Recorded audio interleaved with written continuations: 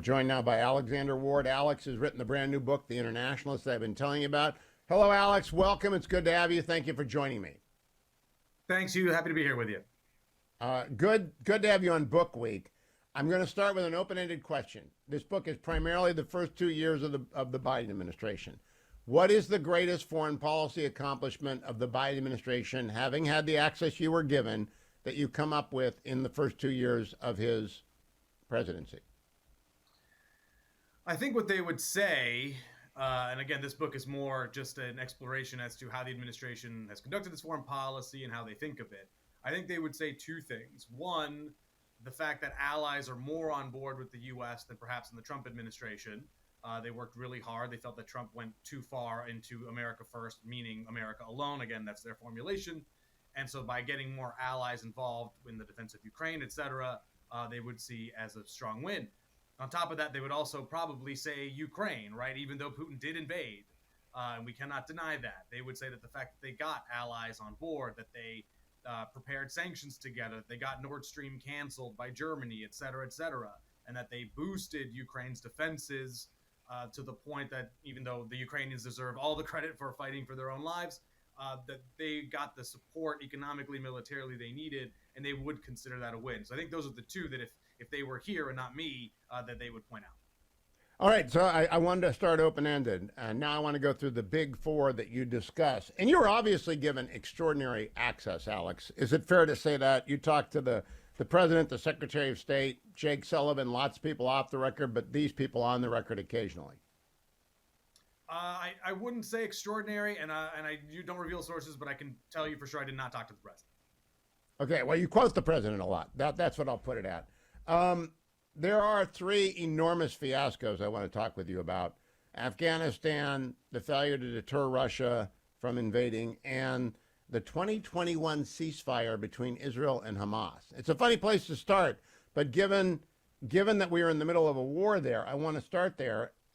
You quote the Metternich of MSNBC, Ben Rhodes, as saying that progressives deserve a little credit for the ceasefire of 2021. Biden was looking over his left shoulder and told Netanyahu, you have to move on this. What do you think about that now? Was it a good idea to move on it then with Hamas that led to 10-7? Did we let them off easy by going hard on Israel in 2021? Well, their thought really was, look, they wanted just to end the fighting more than anything else. It wasn't about a destruction of Hamas. It wasn't about necessarily being pro-Israel. Their real belief was support them, support Israel as much as possible in public, push them in private. And in their minds, they said, look, ending the war in 11 days was better than not. And looking forward to now, they tried that exact same playbook. Of course, it didn't work out for many reasons. Israel, of course, after that brutal, horrific October 7th attack, has the right to defend itself in the Biden administration's mind and is going for the win here. Of course, you do see the Biden team in private go, hey, it's time to, calm this down. Maybe don't think about going into Rafah without this nebulous civilian protection plan that no one really knows what that means or is. But that's how they see things. And sure, anyone's welcome to criticize the Biden administration for not seizing that opportunity and letting Israel go in and defeat Hamas. But in this case, what the Biden team really wanted was to park the Israeli-Palestinian issue to the side so they could focus in their minds on bigger things like China and Russia. But he also, they come to the recognition that they've lost their own party when it comes to Israel. I'm going to take a short break for our radio affiliates, come back and talk with Alex Ward about his brand new book, The Internationalists. During the break, we'll be back on the radio and then more afterwards for the podcast. And tomorrow, don't go anywhere, America. I'm talking with Alex Ward about The Internationalists. Stay tuned. The content on the show is always available on the podcast, and you can find it on demand.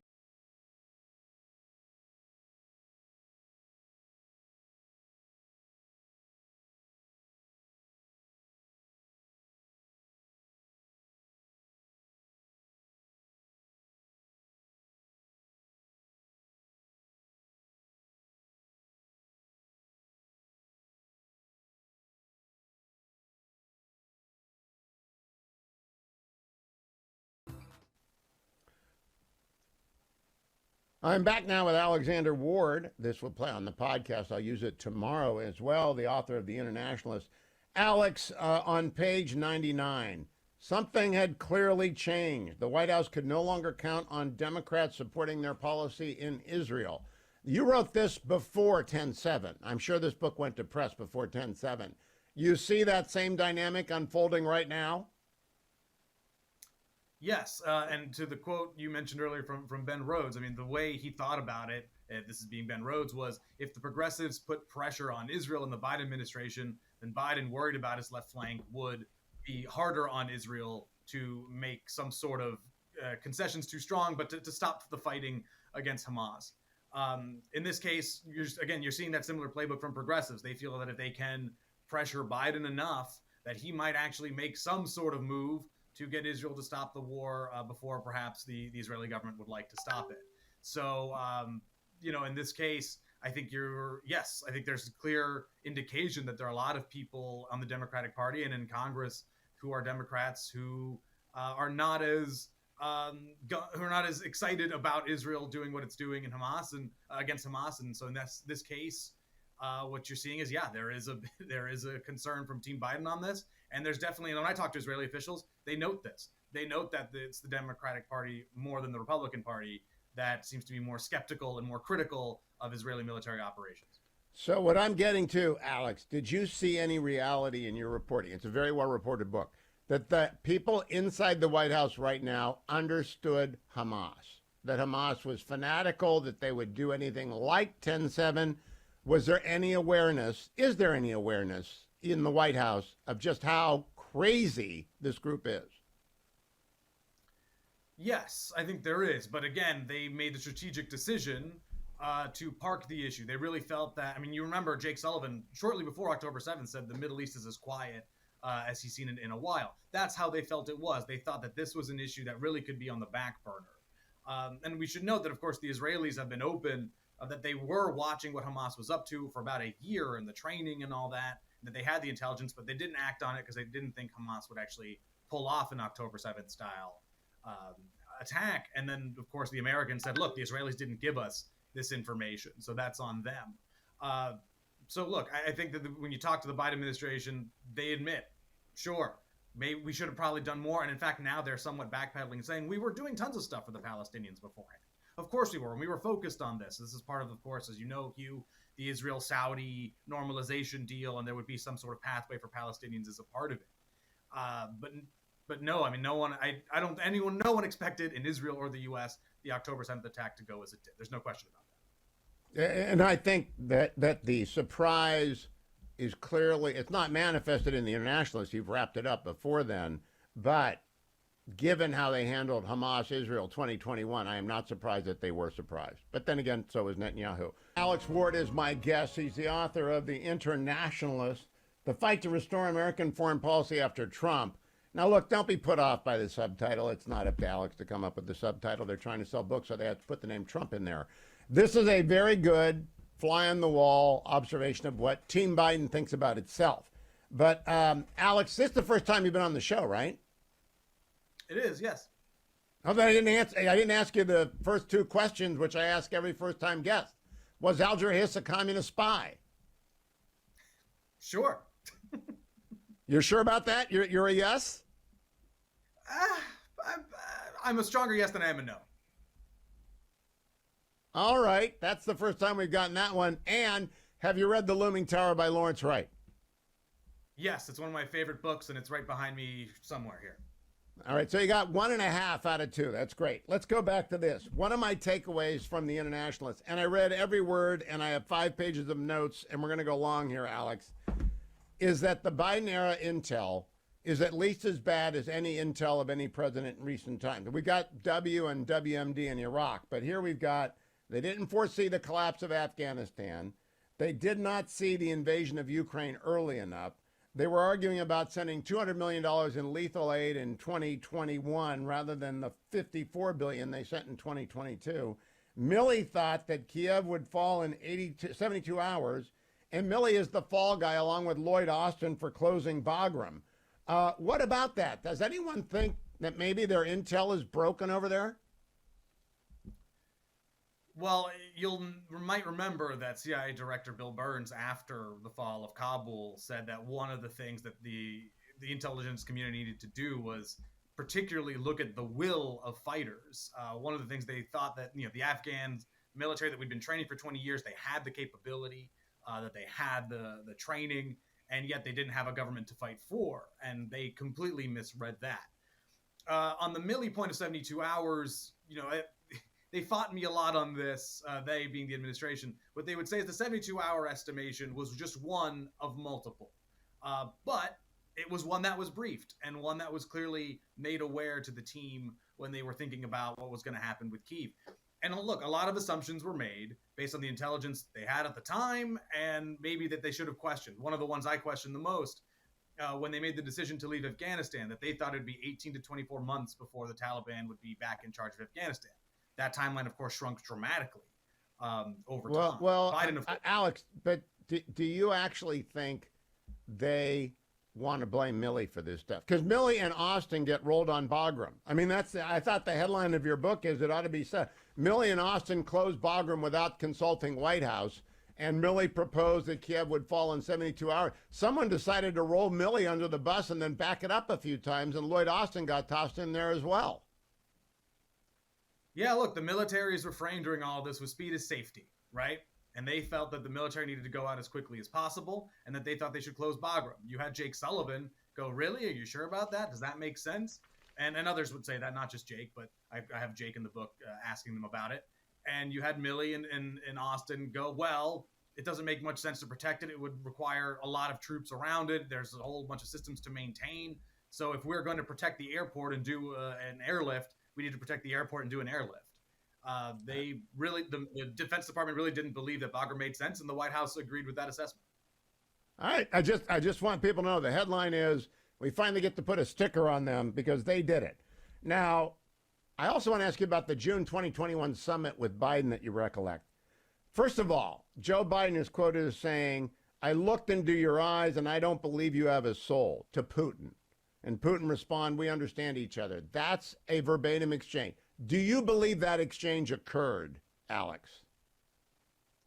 I think it's a bit more dramatic than it probably is, but of course that's the constant retelling we have from Biden himself and his team, and I have nothing to disprove it. But you're asking me. Yeah, I think it's a bit too made for TV, a bit made for Hollywood. That would be a no. You don't believe it.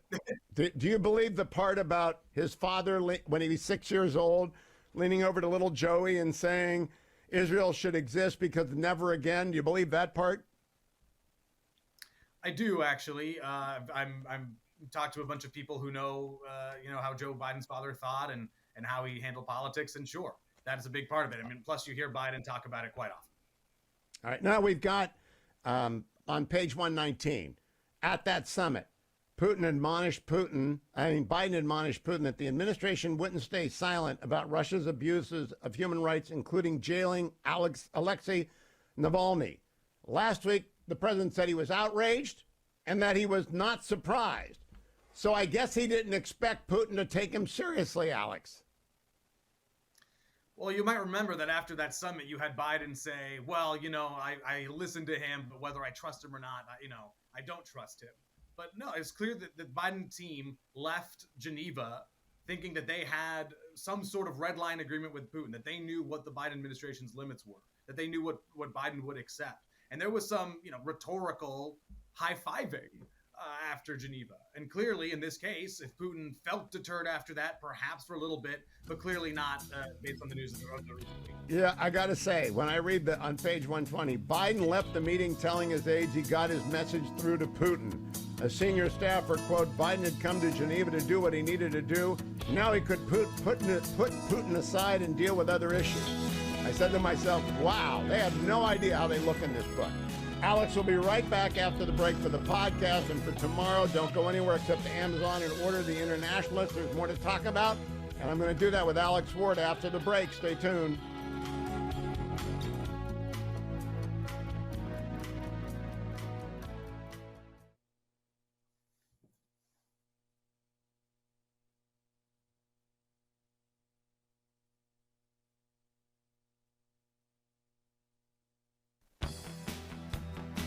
Welcome back, America. If you were listening to the program on Wednesday, I was talking with Alex Ward about his brand new book, The Internationalists. I had him stick around with me so that I could play that this morning. And in the last 7 minutes of the show, as I run to the airport to go to Nashville, so we got a lot of Alex, but the book is very much interesting and very much worth your read. Let's go to the Nord Stream 2. They didn't even tell Zelensky they were going to cave, Alex. Zelensky comes through as a very interesting figure in here. When he's on TV, sort of like Bibi talking about Biden, they won't say anything bad, but he's continually ticked off at the Americans in the Biden administration. And it gets started when they don't tell him that he's approving Nord Stream 2 that Biden is approving Nord Stream 2. How often did you get a chance to talk to Zelensky? I did not talk to Zelensky for this book, but I talked to members of his team and others around his government. I mean, one of the highlights for me of the book is that we sort of knew the Biden-Zelensky relationship was bad. We didn't know it was this bad. It's really bad. Really, really bad. And on top of that, there was a genuine feeling in Kyiv that the Biden administration was just more focused on Russia and could also put the Ukraine issue aside. It took a lot of lobbying from Kyiv to get even just a Biden-Zelensky meeting. And look, Biden at the beginning kind of thought, look, this guy, he's new, he's a stand-up comedian, his approval ratings are low, how seriously do I need to take him? Of course, nothing sharpens the mind for both Biden and Zelensky than an invasion. And then once that happened, but Zelensky wanted to come. As you point out, he wanted to come. He didn't want to come in August. He wanted to come early or later. He wanted more than a couple of $100 million. They ended up getting $54 billion. This is an indictment of ill preparedness on the part of the White House and Team Biden when it comes to the invasion of Ukraine. But before we get there, I got to ask you this. Are you still with me? I don't want you to freeze. Are you still there? I'm right here. Okay, great. Yep. Page 137. You're talking about Beau Biden and cancer. The Iraq War may not have directly killed Beau, but it may have contributed to his untimely passing in 2015 at the age of 46. All right, Beau Biden did a year, Alex, in Iraq from 2008 to 2009. Honorable service. He is much loved by Democrats and Republicans alike in the Attorney General's groups. He was 7 months in a combat zone, but he left in 2009. He was diagnosed with glioblastoma in 2013. Do you, Alex Ward, believe the Iraq service had anything to do with Beau Biden's glioblastoma? I'm not a doctor. I don't know. I understand the timeline, and I didn't talk to doctors for the book. I completely understand the skepticism that had anything to do with it. Look, not to make this too personal, but I have a father who passed of cancer, and so I'm one of the worst people ever. If someone is hurting because of that, I'm usually one of the worst people to ward off of that. If that's how the president believes what happened to his son, every person has to grieve in their own way in a situation that horrible. I don't know if the president gets to do that, Alex. I don't think you get to make national security decisions based upon what someone ought to tell him is at best approximate cause stretch. And I lost a parent to cancer too, and it is unpleasant. And losing a child would be even more traumatic. But this enters into your book, so I'm just reading it back to you. It gets crazy when he does this. You do right. The end of the war in Afghanistan was to be a crowning achievement. It was threatening to be a noose around the presidency. And then on page 190, and boy, is this, Alex, I'm surprised anyone's talking to you at the White House. There never was any serious reckoning inside the administration. Biden told his top aides, Sullivan included, that he stood by them and that they had done their best during doing a tough situation. They had served Americas nobly, and their jobs were safe. There wasn't even a real possibility of a shakeup. I mean, aren't you surprised by that, Alex Ward? Yes, undoubtedly. The only thing that mutes the surprise is that Biden went on TV, made speeches consistently as we were seeing the scenes in Kabul, saying, I made the right decision, don't question it. To the earlier question about Beau and whatever, and this will appeal to this will relate to this. I mean, yes, Beau was part of his thinking, but Biden wanted out from the moment he entered the presidency, and it was how he felt really in 2009 as well. So Beau may have contributed, but I don't think it was actually even the biggest factor. So when it comes to Afghanistan, in Biden's mind, this was the right call. He expected it to be messy. He didn't think anyone really messed up. I think the airlift, the fact that they got 120,000 people out, he was proud of that. There was, of course, people calling for folks to resign, but Biden is a fiercely loyal guy. he stood by everybody, and no one really thought that they were of course upset by the scenes. They wish it didn't happen. Some thought they could do better, but did they think it was a failure? No, and they still don't. You know, the parents of the 13 who died at Abbey Gate are allegedly getting organized for involvement in the 2024 race because the president has never said the names of the fallen at Abbey Gate. Did that come up in any of your conversations with anyone at the White House, why he will not do that? Not specifically that, but I was curious as someone who, he said, he carries the lists of names in his pocket and is constantly thinking about troops that have died in battle. He of course mentioned the loss. He was upset about the loss, but I think there's a political issue here, right? That the more they mention the 13 service members, the more they somewhat admit failure for what happened in Afghanistan. You know what the most arresting line in your book is, Jake? Page 219. This wasn't, we're talking about Ukraine now. Ukraine wasn't a do-over of Afghanistan. Nothing could be that. But this does help ensure that Afghanistan isn't the only thing this administration is remembered for. And it helps ensure that it won't be the only thing Jake and Tony are remembered for. This is during the long piece that you write about how hard it was to work on Ukraine and how no one could, some of the colleagues were smelly. They're very self-absorbed and they're very aware of their legacy. And they don't want it to be Afghanistan. But really, Alex, it is Afghanistan. That's why Putin changed course, right? I think you wrote, the ultimate geopolitical shark, Putin smelled blood in the water after the collapse in Afghanistan. Are you putting two to two together there? I'm not in Putin's head. I don't like horror movies, but it would not necessarily be a surprise if Putin thought this is a pretty weak moment for America. Maybe this is the time to make the call, to go forward. He was, of course, planning for that, though, we have to note, long before the Afghanistan fall. So there was, of course, the troops were put outside of Ukraine in April. He didn't go forward with it, but that was already in motion. But perhaps he made the go order after seeing somewhat the chaos of Afghanistan. And then the president goes to the UN, as you point out, on page close to 202. He goes to the General Assembly. He doesn't mention Ukraine. So if you're Putin and you're watching the General Assembly speech and you're thinking about Ukraine, you're not getting waved off by the president there. Dean Acheson Press Club 1950 stuff. No question. I was actually surprised. I looked back at that speech and figured there would be a line on Ukraine.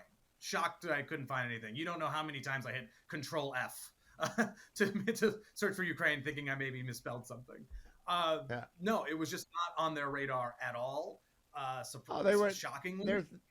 You tell the story of Blinken meeting with Zelensky at the G20 and warning him that Ukraine's going to invade. And Zelensky says, if that's true, why aren't we getting a massive amount of aid? Where are the javelins and the stingers and more training? I mean, if you're Zelensky, would you believe him as well? They won't send you the $200 million. They wouldn't send them $200 million in aid. Yeah, I mean, look, Zelensky's intelligence, Ukraine's intelligence didn't signal that Russia was going to do this. You had Europeans who were skeptical. Really, the only ones saying that this was going to happen were the Americans and the Brits. And the Americans weren't mobilizing full throttle to arm Ukraine. So if you were Zelensky, you were thinking maybe this isn't that serious. Maybe they are overreacting to Afghanistan or overreacting to Iraq or whatnot. And on top of that, Zelensky, briefly, occasionally was thinking, hey, you guys got intelligence wrong on Iraq. Why not this? So for the critics who say the administration should have sanctioned Putin before the invasion, should have sent weapons before the invasion, anyone can debate whether or not that was wise. But Zelensky, for sure, thought that the fact that the U.S. wasn't mobilizing full throttle was a sign that maybe the U.S. was overreacting. And he also thought, with good reason, that he would need whatever he eventually got, and there wasn't enough. I got to tell you another story that struck me, Alex. I don't know if other people have. I read the reviews. I haven't seen anyone bring this up. The last big NATO-Russia sit-down before Russia invades Ukraine, we send the one and only Wendy Sherman, who negotiated the Iran deal, and before that, she negotiated the North Korea deal in 1994. Wendy Sherman has been around every foreign policy disaster over the last 30 years. And she tells the Russians about her family fleeing Ukraine, and there are tears in her eyes. The Russians aren't even paying attention to her. I mean, I find this riveting. This is great reporting, page 243. And she has to stop and demand they pay attention to her moving story. How do you think that got back to Putin, Alex? It's a great question. I was more interested in how the Europeans saw it. I think they thought, oh, look, the Americans are really serious about this. That was one of the turning points for why the Europeans were thinking that maybe the U.S. was onto something. But if you're the Russians, maybe you're thinking, look, this is perhaps, an American official who's really out for blood here, or maybe that looks weak in a meeting to have this be this sort of impassioned speech. I can't tell you again what was going on inside the Kremlin there, but it was a moment, especially for European officials, to go, okay, maybe this is more than we think it is. Okay, I'm going to come back to Ukraine in just a moment, but I got to cover one thing with you because I checked it out. You quote Mr. McCoy, who is 6 years a Marine. I salute him for that, but he's a man of the left. I think you recognize that. And he was on the phone a lot during the Afghan debacle, and he was mad that the Biden people were not getting out the SIV and the SIV eligible Afghans, and he was right to be mad about that. And in your book is the line, quote, McCoy understood the Trump administration had abandoned the SIV program, leaving Biden's team to rebuild it in a stressful time. That's on page 137. Secretary Pompeo has assured me explicitly since I read that to him that is not true. Mary Kissel confirmed it on the show this morning. The SIV program was fine and was working. Team Biden broke it. Did you get any pushback at all? Because McCoy's an activist to the left. So I explained he's a member of the Democratic Socialist Party of America. My goodness, the guy's way left. But it's a slander on Pompeo and everyone at the SIV program. They hadn't abandoned it. Well, it depends what you mean by abandoned. Abandoned in the sense that the program ended? No, but the numbers and the processing was way, way, way down. It was down from historical norms. They did not ramp up that program tremendously. As you can imagine, the Trump administration was not particularly excited about allowing foreign folks necessarily into the U.S. through that pathway. They were also worried about whether there could be ties to the Taliban or Al Qaeda or anything else. So it's not like the program was ended, but it was significantly understaffed, and there was a lack of processing. It ramped up a lot more slowly at first, but a lot more under Biden. So maybe I'm going to push back on that, Alex. Everybody I've talked to about this, Tom Tillis, Tom Cotton, Mike Gallagher, Michael Waltz, the members of Congress who served, some of whom served in Afghanistan, who helped get people out. Tom Tillis didn't, obviously, but Tillis was very instrumental. They blast the State Department again and again and again. The Biden State Department, not the Pompeo State Department. Biden came in January of 2021. This is August of 2021 when this is happening, as a complete malfunctioning group of bureaucrats who in fact would pack up and leave their tables at the gates at 5 p.m. Did you hear any of that? Did you read any of that? Well, Hugh, as in the book, I point out, one of the reasons the administration slow-rolled the evacuation or didn't prepare as well as they could have was because they thought the intelligence of 18 to 24 months, they thought they had 2 years. So even though they wanted to fix the SIV program, they didn't do it at high speed. And so what happened here is because you had the Trump years have it be low and slow, you had the Biden team try to fix it at a slower clip than they should have. And so I actually, the book faults both administrations, not just Trump, and not just that Biden's team came in and really tried to ramp it up. They didn't. That is one of the failures. Their Afghanistan legacy. I want to go back to that quote on from the book because I think it's so important. And it helps. Ukraine helps ensure that Afghanistan won't be the only thing Jake and Tony are remembered for. When you heard that, what did you think, Alex? That's like an admission that you're just running for cover from history. Yes, there's no sugarcoating that. They really didn't want Afghanistan to be the legacy of the Biden administration. And, unluckily for the world, but luckily for their politics and their messaging, Ukraine comes along and they're able to right some of the wrongs that they had. And in their mind, it was a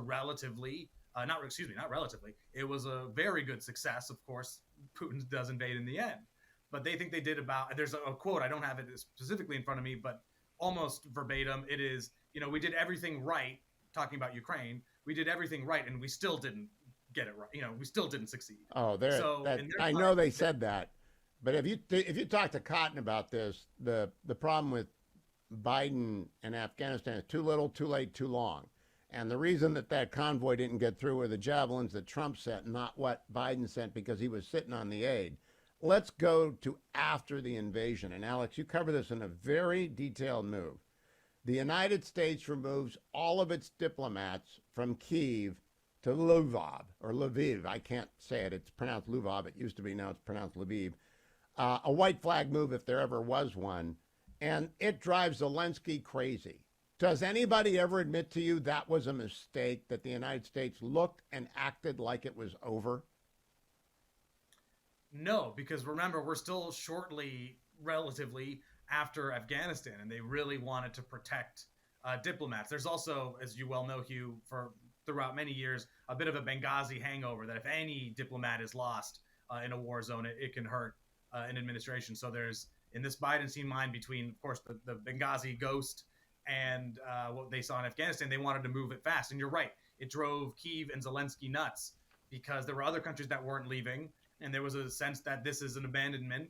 That's how they saw it in Ukraine. And for the U.S. to do that signaled maybe there wouldn't be that resolve, and maybe Ukraine would be left on its own. There's no denying that was the predominant sense in Kyiv at the time. You also write that Biden and his aides are stunned at the intransigence of Zelensky. Why do you think that is, Alex? I mean, not what they say, but why do you think they're stunned by his intransigence? I have my own view, and I trust your reporting on this. I do think they were stunned by Zelensky. I don't want a ride, I need ammunition. You know, that was his famous line. Why do you think they were stunned? Because the U.S. had presented them with, I think we could all agree, pretty specific, granular, clear intelligence of what was to come. And they was presented to the Ukrainians on multiple occasions. They were allowed to look it over, get a sense of, get briefed on it, get a sense of what we knew. And the fact that Zelensky still said, no, this isn't happening. There was a confusion in Washington going, we're literally giving you all the warning, all the information you need. And yet he didn't think it would be true. And it was confusion in D.C. about how to get through to Zelensky. They really didn't. Maybe I read this wrong, Alex. I thought they were confused that he would not leave Kyiv. Oh, excuse me. Well, that too. That's right. There was also that. There was concern, hey, can we get the guy out? Can we think of ways to get him out? Does anybody at the White House ever hear about going down with the ship? Nobody got fired after Afghanistan. Nobody quit. Nobody said it's my fault. Joe Biden said I did everything right. Now they've got a guy in Ukraine, Zelensky, who turns out, no matter what you think of him, they have courage by the bucketful, and they don't know what to do with a guy with courage. I mean, it's so clear to me as a critic of Biden, and you're just an observer. You're not a fanboy, but they don't understand that at all, how that looks, do they? I'm not. It's a fair critique. I mean, in Biden's team's mind, they thought, look, it's better to protect the leader of the country than not, because if Zelensky dies, then you could imagine Ukrainian morale and fighting morale would go down. So that was a calculation they made at the time. Zelensky chose to stay, and lest we forget, he had that almost rap battle type cell phone video with his team behind him, which was beamed around the world. It was a quite remarkable moment. And after that, I think you saw here in the Biden administration go, oh, he's in this for the long haul. Now we got to find a way not only to protect him, but to ensure that he can lead Ukraine through this tough defense. So I've got one more question about the book, and then we've got to get ready my Spanish Inquisition music, Adam, because I'm going to do the Spanish Inquisition with Alex, who's still not sure about his. Page 276. After the invasion, Joe Biden comes out and he says, quote, every asset they have in America will be frozen. He's talking about the Russians. On page 276, every asset they have in America will be frozen. You immediately note the president was lying. That's not true. What wasn't frozen, Alex? Of course, a lot of oligarch money, a lot of other money that they have in accounts around here. I can't be, overly specific, and it's a bit beyond my financial understanding. You mentioned their energy industry. You mentioned their energy experts were not expropriated. No, that's true. And on top of that, I mean, the fact that we're having the debate now about what to do after Navalny, we're thinking, oh, maybe we'll do some oil export sanctions, or we'll close some loopholes, or we'll do even more sanctions on the the Russians and we'll take more of their stuff. And we're having conversations about Jim Rish's legislation for the Repo Act, right? I mean, it's clear that there's a lot of space still here for the United States to take against Russia. And so the notion that somehow the U.S. was going to go all in on punishing the Russians from the beginning, that didn't happen. And there was a decision made that they would go up the escalation ladder on sanctions. One thing that surprised the Biden administration was how quickly the Europeans moved. And in fact, they went through all the sanctions they had prepared roughly in about a week, which led a bunch of administration officials scrambling to go, wait, what else do we need? What else can we sanction? What else can we hit? Scrambling is the word. I know that they don't read it this way because you got blurbs from people who think this is good for them. But boy, they sound to me like the Paw Patrol, not the Tiger Team. They are always surprised. They are never on top of things, and they get everything. I'm reminded of Robert Gates. Joe Biden hadn't gotten anything right in 40 years. It's now 50 years. Now I want to play, and by the way, I like the Internationalists. I think it's extraordinarily well reported, but boy, I do not think it creates a good picture of Team Biden, and I'll be using it a lot in the campaign ahead, and I don't want Biden to get reelected. Can we cue the Spanish Inquisition? Nobody expects the Spanish Inquisition. All right, Alex Ward, not only are you the author of The Internationalists, you are the co-author of Trump Allies Prepare to Infuse Christian Nationalism in Second Administration. This is your new article in Politico. Am I correct? That's correct. Can I enter that as Exhibit 1 without an objection from Alex? It is accurate. It is the story I wrote. All right. What is Christian nationalism? The belief that Christian faith should be as strong a motivator infusing all kinds of man-made law and governance, not necessarily a belief that we should be a theocracy, but a belief that your one's religious belief should vastly inform and perhaps permeate throughout society of the country. Now, I've interviewed Tim Alexander about his book, interviewed John Ward about his book. I've had my long arguments with people who see Christian nationalists behind a bush. I go to churches on both coasts, in Maine and Virginia and California. I've never met a Christian nationalist. They don't exist. I don't think Russ Vought is a Christian nationalist. I just wonder, do you really think Russ Vought is a Christian nationalist? I mean, he's been saying it for years. He's saying that he is. He's written an article defending it and why it should lead our government. He has close affiliates who are saying that they are Christian nationalists and saying what they would do based under that umbrella. You're welcome to believe Russ Vought has been lying for years, but we're just using the words that he's written. He wrote an op-ed all about why Christian nationalism should be a defining characteristic of government. But his definition is very different from the hit the organ music in the background. And I wanted to especially tell you, I have never in my life heard of this guy that you quote a lot. Never in my life have I heard of this guy. I've been doing Republican politics since 1978, and I've never heard of this. Is it White? Wolf, Mr. Wolf. And I'm not referring to Pulp Fiction. I've never heard of him. And so I tend to think this may overestimate this. Alex, what is the reaction to your book, Inside the White House? To be honest, I haven't heard much. So, you know, the Afghanistan excerpt that got out through Axios and made it around the waves didn't lead to any backlash that I received in my inbox or phone. The excerpt that I had on Jake Sullivan and Politico didn't lead to much either. So either they're staying quiet about it, they're busy, or, you know, maybe I'll hear from them later. But so far it's been radio silence. Maybe it's a little bit colder over in the West Wing, Alex. I think it's fabulous. I want people to read it because I don't think the president's going to get better at this going forward, and he wasn't very good at it in the first year. My personal subtitle would be The Internationalist. Neville Chamberlain is back, and it still doesn't work. But I don't think you even considered that, did you? No, I will not say those exact words, no. Alex Ward, thank you for joining me. Come back. I enjoyed it. But read up on your Alger Hiss. He's definitely a communist spy. Be well, my friend. Thank you. Thank you. Appreciate it.